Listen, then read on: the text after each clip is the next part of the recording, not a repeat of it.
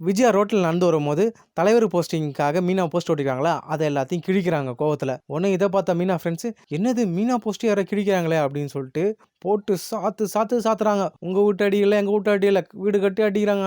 அப்புறம் அடிச்சதுக்கு அப்புறம் முகத்த பார்க்குறாங்க விஜயா. "ஐய்யய்யோ! என்னடி இது? மீனா மாமியார போட்டு இப்படி அடிச்சுட்டோம்" அப்படின்றாங்க. உடனே விஜயாவும் அழுறாங்க. "அடி பாவிங்களா! என்னடி இப்படி போட்டு அடிச்சுட்டீங்களேடி என்ன" அப்படின்றாங்க. "நீங்க எதுக்கு மீனா போஸ்ட்ட கிழிச்சீங்க? நாங்க வேற யாரோ கிழிக்கிறாங்கன்னு சொல்லி தானே இப்படி அடிச்சுட்டோம்" அப்படின்றாங்க. உடனே விஜயா சொல்றாங்க, "நான் மீனா போஸ்ட் கிழிக்கவே இல்ல. நான் சும்மா தொடைச்சேன். அத போய் இப்படி அடிச்சுட்டீங்களே" அப்படின்னு சொல்லிட்டு விஜயா நடிக்கிறாங்க. உடனே மீனா ஃபிரெண்ட்ஸ் பேசிக்கிறாங்க. "இங்க பாருடி, இவ்ளோ அடி வாங்கியும் பொய் சொல்றத விடல பாத்தியா அந்த பொம்பள? மீனா போஸ்ட் இவங்க தொடைச்சாங்களாம். கிழிச்சத நம்ம நல்லாவே பார்த்தோம்ல. மீனா மாமியார் தான் முன்னாடியே தெரிஞ்சுதா இன்னும் ஒரு 4 சாத்து சாத்திருப்பேன்டி நானு. மீனாவ எவ்ளோ கொடுமைப்படுத்துறாங்க இவங்க. ச்சே! கொஞ்சம் மிஸ் பண்ணிட்டோமே. சரி. இப்போ நம்ம முத்து அண்ணனுக்கு ஃபோன் பண்ணி சொல்லிடுவோம் விஷயத்த" அப்படின்னு சொல்லிட்டு முத்துக்கு ஃபோன் பண்ணி சொல்றாங்க. "அண்ணா இந்த மாரி நடந்துச்சுண்ணே" அப்படின்ட்டு. உடனே முத்து, "ஐய்யய்யோ! எங்க இருக்கீங்க? நான் வரேன்" அப்படின்னு சொல்லிட்டு மனோஜும் முத்தும் கார் எடுத்துட்டு வராங்க. அப்புறம் விஜயா அப்படியே வீட்டுக்கு கூட்டு வராங்க. உடனே அண்ணாமலை விஜயா பார்த்துட்டு, "என்னாச்சு விஜயா? என்ன இப்படி வந்திருக்க?" அப்படின்னு கேட்கறாரு. உடனே முத்து சொல்றாரு, "அப்பா, அம்மா இன்னைக்கு ஒரு பெரிய வேலை பண்ணிட்டு வந்திருக்காங்க. அது அவங்க வாயில தான் சொல்லணும் போல இருக்கு" அப்படின்ற மாரி முத்து கிண்டல் பண்றாரு. உடனே விஜயா கோவத்துல, "டேய் வாய மூடுறா.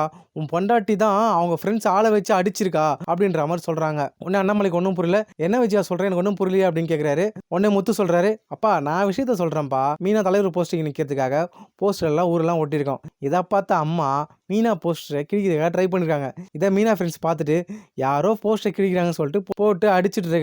அதுக்கப்புறம் தான் மீனா மாமியாருன்னு பார்த்துருக்காங்க. சரின்னு சொல்லிட்டு எனக்கு ஃபோன் பண்ணாங்க. நான் போய் கூப்பிட்டு வரேன்ப்பா. இவ்வளோதான்ப்பா விஷயம் நடந்ததுன்னு" சொல்லிட்டு முத்து சொல்றாரு. உடனே விஜயா சொல்றாங்க, "ஏங்க போஸ்டர் கிழிஞ்சிருந்துங்க.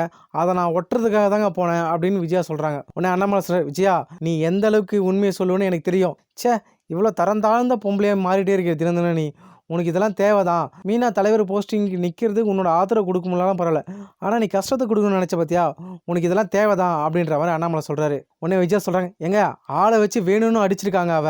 அவள கேட்காம என்ன திட்டுறீங்க?" அப்படின்றாங்க. உடனே அண்ணாமலை சொல்றாரு, "விஜயா உன்னை இத்தன வருஷம் நான் உன் கூட வாழ்ந்திருக்கேன். நீ என்ன பண்ணுவேன்னு எனக்கு தெரியும். மீனா என்னென்ன விஷயம் பண்ணுவாங்கன்னு எனக்கும் தெரியும். நீ உன் வாய மூடிட்டு இரு. இதுக்கப்புறம் நீ பேசவே பேசாத" அப்படின்றாங்க. உடனே விஜயா, "ஐயோ! மனோஜ் வலிக்குதுடா உடம்பெல்லாம். என்ன அடி அடிக்கிறாளுங்க.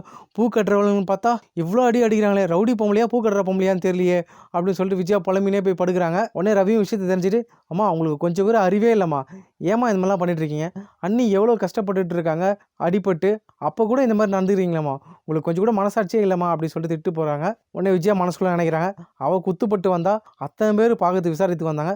நான் அடிபட்டு இருக்கேன். யாரும் பார்க்க கூட வரமாட்றாங்களே. இந்த பார்வதி கூட நம்மள பார்க்க வரமாட்றாளே.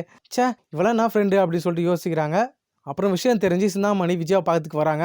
"வாங்க சிந்தாமணி, நீங்களாவது என்ன பார்க்கறதுக்காக வந்தீங்களே. இந்த பார்வதி கூட என்ன பார்க்க வரவே இல்ல" அப்படின்னு சொல்றாங்க. உடனே சிந்தாமணி சொல்றாங்க, "மாஸ்டர் இதெல்லாம் மீனாவோட சதியா தான் இருக்கும். இப்ப தலைவர் போஸ்டிங் வேற நிக்கிறாள்ல. அவ மட்டும் ஜெயிச்சிட்டா ரொம்ப திமிராயிடும். அவள எப்படியாவது நான் தோற்கடிச்சு, எப்படியாவது உங்களுக்கு சந்தோஷமான விஷயத்த சொல்றேன். நீங்க கவலைப்படாதீங்க மாஸ்டர். ச்சே! உங்கள இப்படி பார்க்குறது எனக்கு ரொம்ப கஷ்டமா இருக்கு மாஸ்டர்" அப்படின்னு சொல்லிட்டு சிந்தாமணி ஃபீல் பண்றாங்க. உடனே விஜயா சொல்றாங்க, "சிந்தாமணி இந்த மீனா மட்டும் இப்ப எனக்கு எதிரி கிடையாது. அவங்க பூ கட்டுறாளுங்களே, ஒண்ணும் இல்லாதவங்க அவளுங்க என்ன போய் அடிச்சுட்டாளுங்க. எனக்கு ரொம்ப கேவலமா இருக்கு. எனக்கு வலிய கூட தாங்கிக்கிறேன். அவளுங்க ஒண்ணும் இல்லாதவங்க என்ன போய் என்ன அடிச்சுட்டாங்களே, அந்த கஷ்டம் தான் என்னால தாங்க முடியல" அப்படின்றாங்க விஜயா. உடனே சிந்தாமணி சொல்றாங்க, "மாஸ்டர் உங்களோட கஷ்டம் எனக்கு புரியுது. எல்லாத்துக்கும் சேர்த்து உங்களுக்கு சந்தோஷமான விஷயத்த நான் கண்டிப்பா சொல்வேன்" அப்படின்ற மாரி சிந்தாமணி சொல்றாங்க. விஜயா சிந்தாமணிய பார்த்துட்டு வெளில போகும்போது முத்து வந்துட்டு, "எதுக்கு நீ இப்ப உள்ள வந்த?" அப்படின்னு கேட்கிறாரு. உடனே சிந்தாமணி சொல்றாங்க, "மாஸ்டர் பார்க்கறதுக்கு வந்தேன். மாஸ்டர இப்படி பண்ணி வச்சிருக்கீங்களே, பாவம் மாஸ்டர்" அப்படின்றாங்க. உடனே முத்து சொல்றாரு, "நீங்க ஒண்ணும் எங்க அம்மா மேல பரிதாபப்பட தேவை கிடையாது. எங்க அம்மாவ நான் பார்த்துக்க தெரியும் எனக்கு. மீனா இப்படி கடக்கிறதுக்கு காரணம் நீங்க தான்னு எனக்கு தெரியும். ஆனா அதுக்கான ஆதாரம் எங்கல கிடைச்சது. என்ன பண்ணுவேன்னு எனக்கு தெரியாது" அப்படின்ற மாரி முத்து சொல்றாரு. உடனே அண்ணாமலை வந்து முத்து தடுக்குறாரு.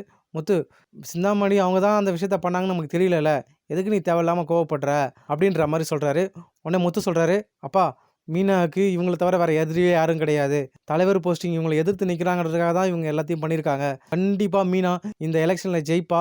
இவங்க மூஞ்சில கரிய பூசுவா" அப்படின்னு சொல்லிட்டு முத்துக்கு சவால் விடுறாரு. உடனே சிந்தாமணி சொல்றாங்க, "அதையும் தான் பார்க்கலாம். மீனா என்னை ஜெயிக்கவே முடியாது. எவ்வளோ நாள் நான் இந்த தொழில்ல இருக்கேன். சாதாரண பூ கட்டுறவ என்ன ஜெயிச்சிட முடியுமா? நான் ஜெயிச்சு காட்டுறேன்" அப்படின்னு சொல்லிட்டு சிந்தாமணி சவால் விட்டு போறாங்க. இப்போ மீனாவ மேலும் பழி வாங்குறதுக்கு சிந்தாமணி என்ன பண்ண போறாங்கன்றத பார்க்கலாம்.